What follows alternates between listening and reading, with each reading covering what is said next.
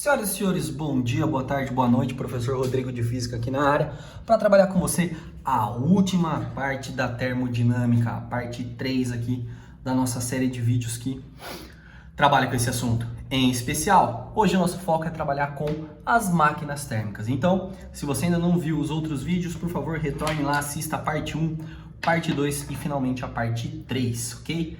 Então, dando sequência a essa discussão, moçada, máquinas térmicas. A gente da termodinâmica vê a capacidade do gás realizar um trabalho, ser aproveitado para algo. E nada mais interessante do que utilizar esse gás para que ele possa realmente ser aproveitado num recurso como, por exemplo, um chamado motor ou até mesmo numa bomba de calor. Então, afinal de contas, o que são as máquinas térmicas? São os dispositivos que trocam energia com o meio de modo cíclico, através de calor e trabalho. E a gente vai ver então que existem duas modalidades, dois tipos de máquina térmica: os motores e as bombas de calor. Então, qual é o princípio de funcionamento de cada um deles, qual é a lógica de cada um?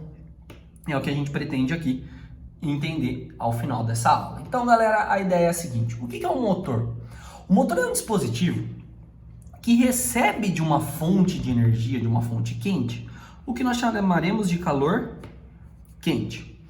E recebendo esse calor quente, ele pode transformar essa energia em um trabalho e o que sobra ele joga fora, digamos assim, como sendo um calor frio, para que o ciclo novamente possa ser iniciado, ok? Então o motor, ele recebe calor de uma fonte quente, uma parte desse calor, dessa energia recebida, ele transforma em trabalho e outra parte ele joga fora, para uma fonte fria, digamos assim.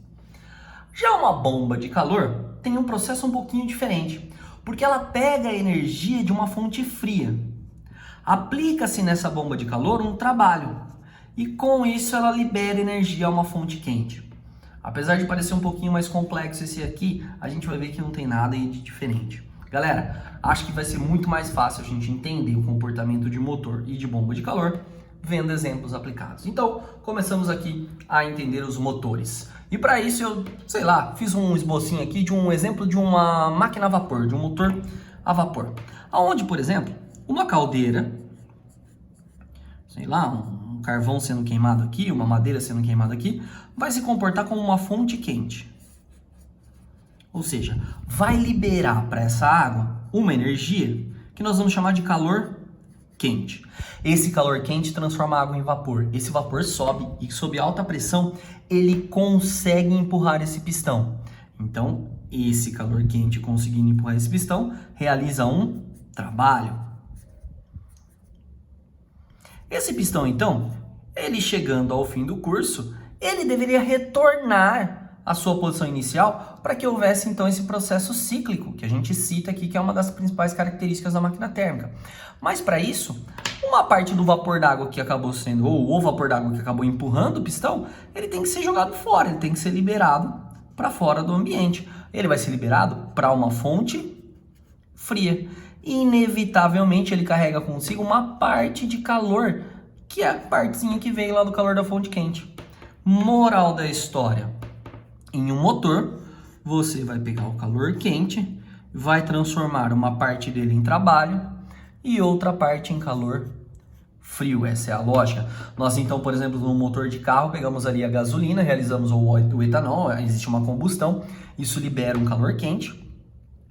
Uma quantidade dessa energia transforma-se em movimento para o nosso carro e o restante sai para o escapamento, digamos assim, ok? Na realidade, o calor frio ele sai no escapamento, sai no próprio motor ali que fica quente, vai perdendo energia para o ambiente e assim por diante.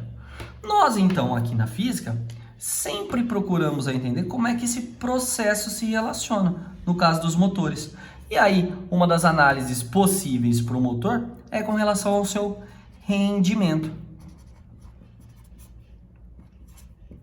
Quanto rende um motor, quanto do combustível que eu dou para ele é aproveitado, é transformado realmente em trabalho. Então a gente vai ver aqui duas possibilidades para o cálculo de rendimento. Uma delas mostra para nós o seguinte, que para calcular quantos por cento meu carro rendeu, ou quantos por cento de rendimento meu motor obteve, eu preciso pegar a quantidade de trabalho que ele conseguiu executar e dividir pela quantidade de calor quente que eu forneci para ele. Então imagine que eu estou pegando aqui o etanol, que pode me fornecer uma quantidade de 100% de energia. Vendo quantos por cento dessa energia do etanol virou trabalho e quantos por cento vai ser desperdiçado, vai ser jogada para fora a uma fonte fria aí. Aqui, essa razão vai acabar dando sempre um número centesimal. A gente multiplica então por 100% para cair no percentual de rendimento. Uma outra alternativa para se calcular esse rendimento é acabar substituindo essa equação aqui dentro dessa. E aí a gente vai verificar aqui. O rendimento vai ser 1 menos o calor da fonte frio dividido pelo calor da fonte quente. E essa seria uma segunda opção de nós determinarmos o rendimento de um motor. Ao final dessa expressãozinha aqui, multiplicamos por 100% para chegar num percentual de rendimento. Então, por exemplo, hoje a gente sabe que um automóvel comum aí movido a gasolina, ele tem um rendimento, um aproveitamento dessa gasolina que é de cerca de entre 15% e 20% se ele for um carro relativamente econômico. Se a gente for pegar veículos que acabam sendo um pouquinho mais gastão, por exemplo, um motor 2.0 e assim por diante, esse rendimento pode ser ainda mais baixo. Bom, galera, acendi a luz aqui para melhorar um pouquinho a qualidade da iluminação, acho que vocês devem ter percebido. Ok? Então, determinação do rendimento de um motor, trabalho pelo calor quente ou 1 menos calor quente pelo calor frio. Mas, Rodrigo, você disse que são motores e bombas de calor. Como é que funciona essa história? Então, vamos lá. Vamos falar um pouquinho sobre a bomba de calor. Eu acho que um dos exemplos mais interessantes de bomba de calor que a gente tem na nossa casa, no nosso dia a dia, é o aparelho de ar-condicionado. Afinal de contas, qual é o seu propósito, como é que ele funciona? Então, por exemplo, se a gente tem um ambiente aí com telhado, um ambiente fechado, em teoria, esse ambiente, a sua parte interna, está mais fria do que a parte externa. Então, aqui eu tenho uma fonte fria e aqui fora um ambiente de fonte quente. Então, é só você paralisar. Se você ficar fora da casa no sol, você vai passar um puta calor. Dentro da casa, pelo menos, tem a sombra e esse calor não é tão intenso assim. O que o ar-condicionado faz é conseguir tornar esse ambiente que já é frio, mais frio ainda. E ele faz isso através de um mecanismo aqui que é o seu motor, né? Então, o motor, ele acaba realizando um trabalho. Esse trabalho realizado pelo motor aqui, acaba então possibilitando que um calor da fonte fria saia e seja liberado para a fonte quente.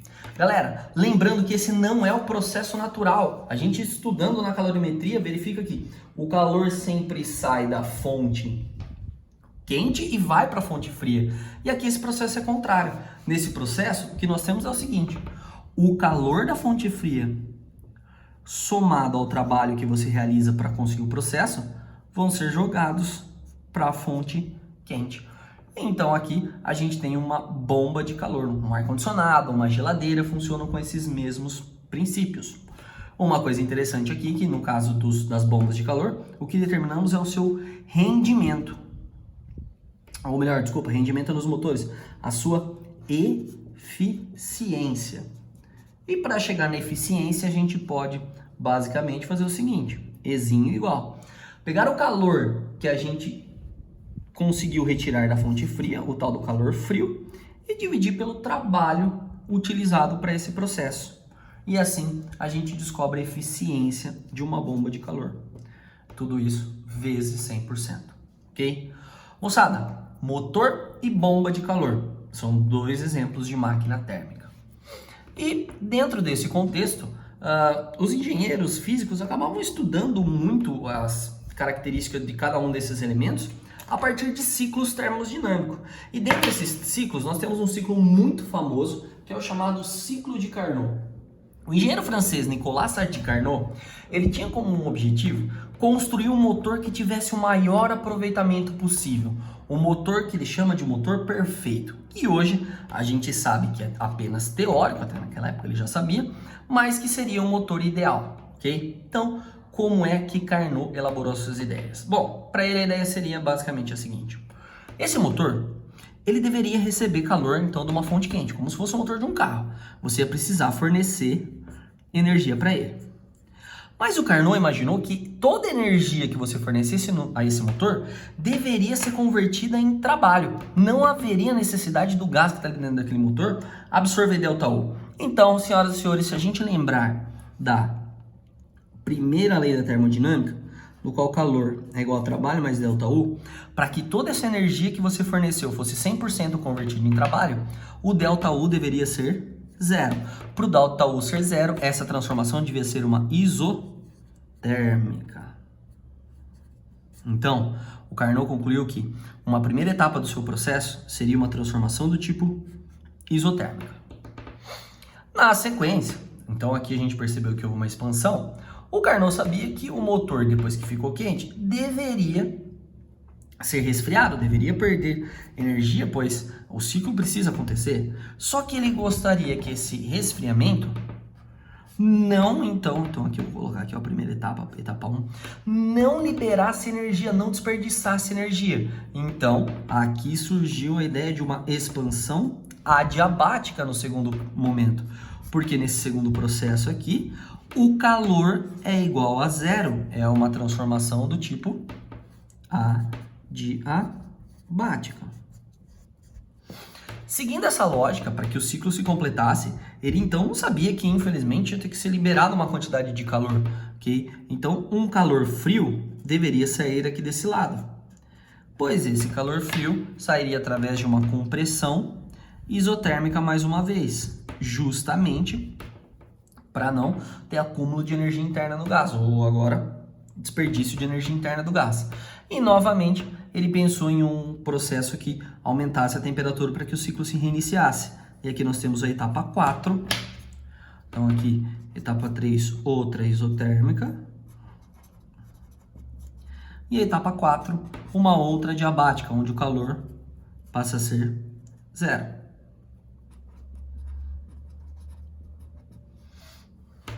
E assim, o que temos é a descrição da nossa lei. Entra calor quente, uma parte é transformada em trabalho e o restante é jogado fora na forma de calor frio. Esse é o ciclo com maior rendimento possível. É um motor que, em termos práticos, ele acaba não existindo, pois lembre-se que a transformação isotérmica é uma transformação lenta e o motor ele normalmente tem explosões que acontecem de forma muito rápida, o que inviabilizaria esse processo, mas o ciclo de Carnot ele acaba sendo então um ciclo ideal. No ciclo de Carnot, uma coisa se destaca, que é o fato de que a quantidade de calor quente e a quantidade de calor frio, o módulo dessas quantidades, pois um é positivo e outro é negativo, é diretamente proporcional à temperatura fria e à temperatura quente. Afinal de contas, perceba, o calor quente é na temperatura quente, enquanto o calor frio é na temperatura fria. E isso faz com que esse ciclo de Carnot, essa equação, ela acabe nos possibilitando uma outra análise de rendimento. Então, quando o motor de Carnot aparece, a gente pode calcular o seu rendimento como sendo 1 menos temperatura fria por temperatura quente.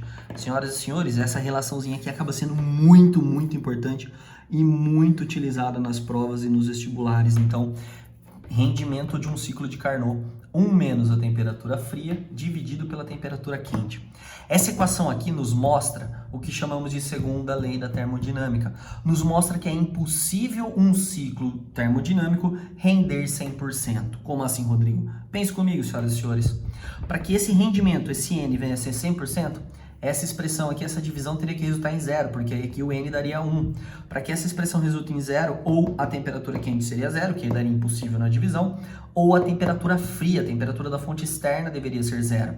E a gente sabe que a temperatura zero é uma temperatura inatingível, mesmo na escala Kelvin. Sendo assim, nunca esse rendimento vai chegar ao total de 1, ou seja, nunca vai ser de 100%. Então esse aqui é o famoso ciclo de Carnot, ok? Mas nós temos outros tipos de ciclo. Eu vou aqui citar mais um exemplo para vocês, que é o motor de combustão de veículos comum, o motor de Otto ou ciclo de Otto, no qual, senhoras e senhores, nós estamos mais acostumados, o tal do motor de 4 tempos. Então, como é que funciona o motor de um carro? Como é que funciona o motor da combustão de um avião, de um Fusca, de um Gol, de um Fiesta, de qualquer marca, de qualquer carro? Bom, ele funciona a partir de 4 etapas. Primeira etapa, admissão de combustível. Segunda etapa, compressão desse combustível. Terceira etapa, explosão desse combustível. E quarta etapa, exaustão desse combustível. Então, isso é o que caracteriza o chamado ciclo de Otto. Então, senhoras e senhores, vamos imaginar o seguinte, que de início, nós vamos começar aqui com um motor de um carro que vai receber uma certa quantidade de combustível. Então, imagina você que você tem lá um pistãozinho, certo? E que esse pistãozinho tá ali, ó, bem baixinho, com volume pequenininho, e vai entrar combustível. Essa etapa é a chamada etapa de admissão de combustível. O que vai acontecer com esse pistão? Ele vai aumentar de volume, certo? Esse volume, esse combustível que entra aqui dentro desse pistão, então, ele precisa ser comprimido. Então, nós realizamos uma compressão nesse combustível. É normal que nessa compressão não ocorra uma variação de temperatura, não ocorra uma mudança na temperatura, seria uma compressão do tipo isotérmica. Mas aí, só aí, então, iniciamos um processo que seria a explosão. Nessa explosão, uma faísca, uma centelha produzida por uma vela, gera um aumento muito grande de temperatura em um primeiro momento, certo? E consequentemente, já o início de aumento de volume. E só aí esse pistão sobe com tudo, certo? Essa subida com tudo acaba então reduzindo a pressão, já que nós sabemos que o espaço ficou maior, as moléculas se chocam menos. A etapa se finaliza com o processo de exaustão, que é a saída do gás pelo escapamento. Então, esse aqui seria, por exemplo, um ciclo de Otto. Nesse ciclo, o que observamos é o seguinte. De A, por exemplo, aqui, se eu chamar esse ponto de A e B aqui, nós temos a entrada de combustível, seria a admissão. Seria, então, aqui, ó, A até B, a admissão de combustível. De B até C, seria a compressão do combustível. De C até D, nós temos a explosão e, na sequência, a expansão, ok? E aqui para o final da história, nós temos a exaustão, a saída do combustível. Então, é um motor de 4 tempos. Admissão, compressão, explosão com uma expansão e, finalmente, a exaustão. Então, um motor comum aí, um motor de carro, normalmente é classificado como sendo um motor de Otto. Senhoras e senhores, e finalmente, então, a gente encerra a nossa termodinâmica. Então, para que isso fique mais claro ainda, vamos relembrar cada uma das etapas importantes que a gente viu. Primeiro, é muito importante você lembrar do estudo dos gases, pois a termodinâmica está embasada nesses caras aqui. Segundo, a primeira lei da termodinâmica, calor vai ser transformado em trabalho mais ΔU. Terceira relação importante aqui para nós é a utilização dos gases dentro da termodinâmica nas máquinas térmicas. E a equação do motor, o calor quente vai virar trabalho mais calor frio. E as equações de rendimento do motor, trabalho dividido por calor quente, ou ainda 1 menos calor frio pelo calor quente. Se nós encontrarmos uma situação de um motor que obedece o ciclo de Carnot, rendimento é 1 menos a temperatura fria pela temperatura quente, ok? Se formos tratar de bombas de calor, então nós vamos dizer que o calor frio fornecido mais o trabalho vai virar o calor quente. Onde aí a eficiência entra em pauta, e essa eficiência nada mais é do que a razão entre o calor frio pelo trabalho aplicado a esse motor, ok? Senhoras e senhores, então assim podemos aplicar essas nossas discussões em cima de alguns exercícios. Moçada, então vamos a eles. E o que vamos perceber é que nessas questões aqui, galera, é muito importante a leitura com atenção dos enunciados, pois às vezes ali, principalmente em questões teóricas, uma única palavrinha pode mudar tudo. Então começamos aqui, ó, exercício de número 1. Analise as proposições com relação às leis da termodinâmica. Primeira afirmativa. A variação da energia interna de um sistema termodinâmico é igual à soma da energia na forma de calor fornecida ao sistema e do trabalho realizado sobre ele. Peraí, deixa eu ver se eu entendi. O cara está dizendo o seguinte, que a variação da energia interna, ΔU, é a soma do calor que foi fornecido para o sistema mais o trabalho que foi realizado sobre o sistema. Moçada, atenção aqui. Quando eu digo que foi fornecido uma certa quantidade de calor para o sistema, quer dizer que o calor é positivo. Mas quando eu digo que o trabalho foi realizado sobre o sistema e não o trabalho foi realizado pelo sistema, eu estou dizendo que esse calor aqui, esse trabalho aqui é negativo. Então, na realidade, se a gente parasse para analisar, aqui ficaria assim, ΔU igual a calor menos trabalho. Se nós passarmos o trabalho para lá, vamos ficar aqui, calor é igual a trabalho mais ΔU, certo? E isso dá a nossa primeira lei da termodinâmica. Portanto, essa afirmativa é válida. Afirmativa 1, ela é verdadeira. Afirmativa 2. Um sistema termodinâmico isolado e fechado, ele aumenta continuamente essa energia interna? Nem pensar. Para um corpo começar a aumentar de temperatura e aumentar de forma contínua, ele precisa estar recebendo o calor de alguma fonte. Portanto, a afirmativa 2 é falsa. E a afirmativa 3. É impossível realizar processo termodinâmico cujo efeito seja a transferência da energia térmica de um sistema de menor temperatura para um sistema de maior temperatura? Falso isso, porque é sim possível que ocorra essa transferência. Ops, moçada, me desculpe.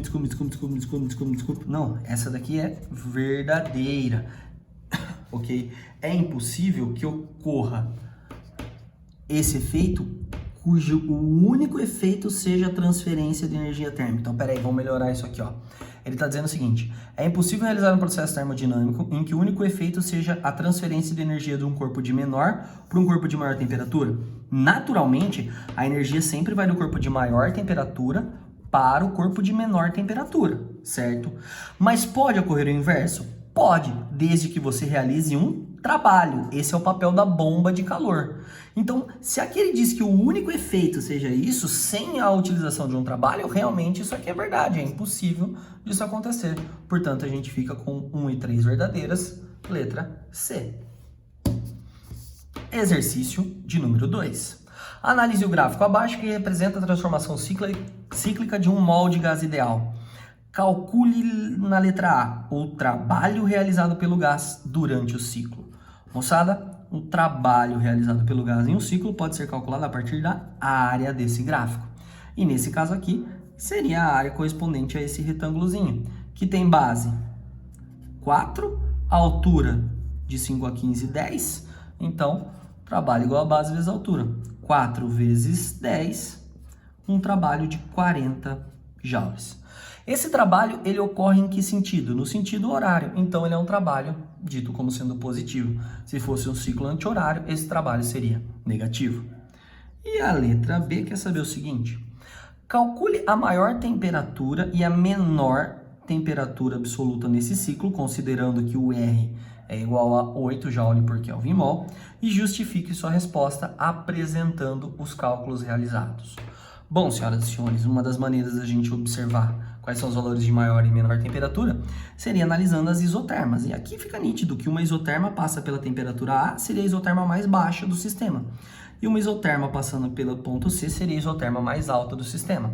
Então, a gente poderia tentar aqui determinar a temperatura de A partir das informações que a gente tem. No caso, são pressão, volume, número de mols e R. Portanto, PV igual a nRT, pressão em A, volume em A, é igual a nR, temperatura em A. Então, pressão em A, 5, volume em A, 2, número de mols, 1, R valendo 8, temperatura TA. TA, temperatura mais baixa, vai ser 10 sobre 8, que é a mesma coisa que 5 quartos, que é a mesma coisa que 2,5 por 2, 1,25 Kelvin. Ou simplesmente, vamos deixar aqui, ó, simplificadinho, 5 quartos de Kelvin. Já a temperatura mais alta seria a temperatura em C. Então, PCVC é igual a nRTC. Pressão em C, 15. Volume em C, 6 igual a 1 vezes 8 vezes TC. Então, TC vai ficar 15 vezes 6. Isso daria 90 sobre 8. Então, simplificando, 45 por 4. Kelvin de temperatura. Então, senhoras e senhores, exercício 2, Letra A, nós temos 40 joules. Na letra B, nós temos 5 quartos de Kelvin e 45 quartos de Kelvin como sendo as temperaturas, ok? Bom, dando continuidade aqui, uma questãozinha, questão de número 3 para trabalhar com a gente. Mais uma vez, o conceito de gráfico. Então, olha o que ele diz. 2 mols de um gás ideal monatômico sofrem as transformações indicadas no gráfico a seguir. Determine a temperatura do gás nos estados A e B. E depois, calcule a variação da energia interna na transformação AB. Bom, galera, mais uma vez eu posso aqui utilizar a lógica do PV-NRT para calcular. PA. VA é igual a NRTA. Perceba que aqui a pressão em A é 4, só que eu tenho vezes 10 a quarta. E o volume em A é 0,2. O número de mols é 2, o R é 8,3 vezes TA. Então, TA vai ficar igual. Aqui a gente pode jogar como sendo aproximadamente 482 Kelvin, enquanto a mesma lógica sendo usada para B, NRTB, nós chegaríamos a uma temperatura TB de aproximadamente 1446 Kelvin. Na letra B, calcule a variação da energia interna. Como trata-se de um gás monatômico, essa variação da energia interna poderia ser dada por 3 meios de NR delta T, ou seja, delta U igual 3 sobre 2 vezes o R como 8,3 vezes a variação de temperatura de 1446 até 482.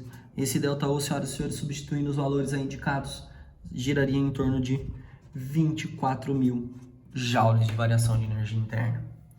E para fecharmos a nossa conta aqui, a última questãozinha, ou a penúltima questão na realidade, essa questão de número 4 fala assim: uma certa quantidade de gás sofre 3 transformações, de A para B, de B para C, de C para A, conforme o diagrama apresentado.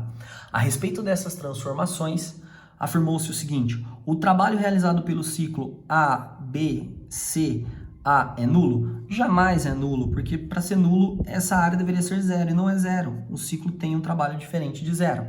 Afirmativa 2. A energia interna do gás no estado C é maior do que no estado A?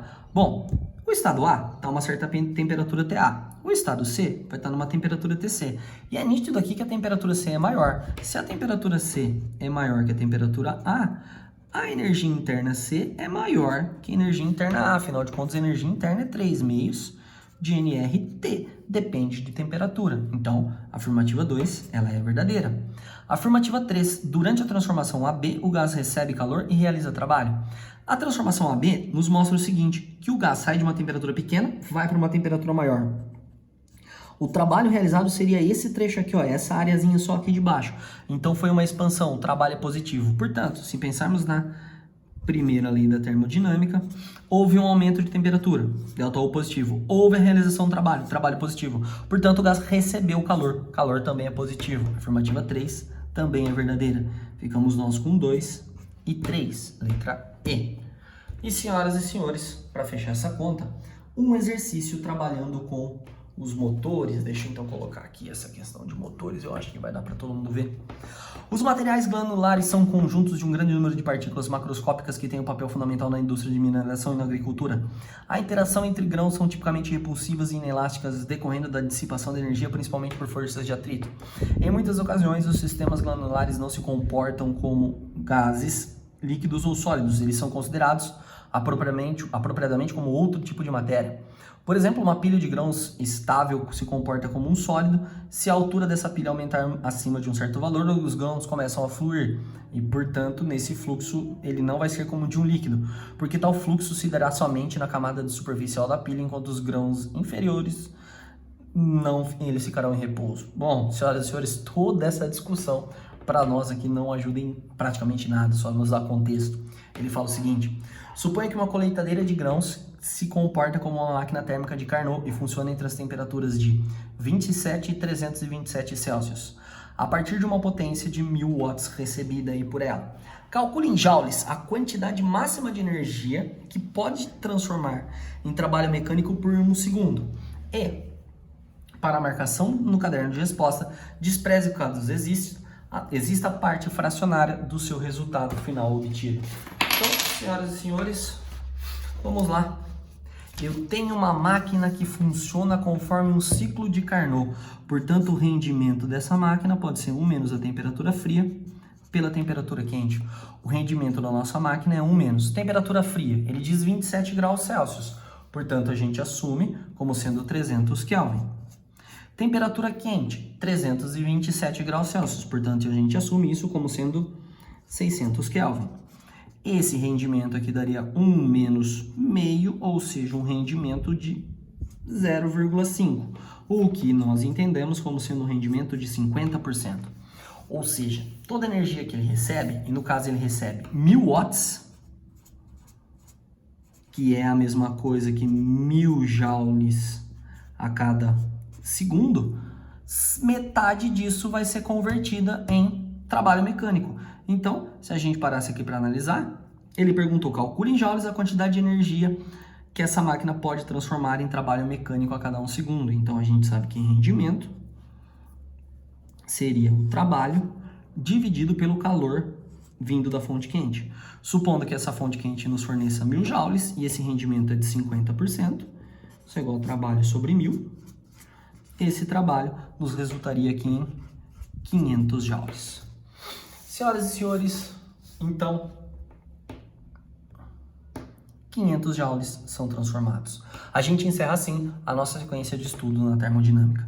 Lembre-se que na descrição agora do terceiro vídeo você encontra os exercícios indicados para esse estudo. Senhoras e senhores, fiquem bem, fiquem em casa e até a próxima. Tchau!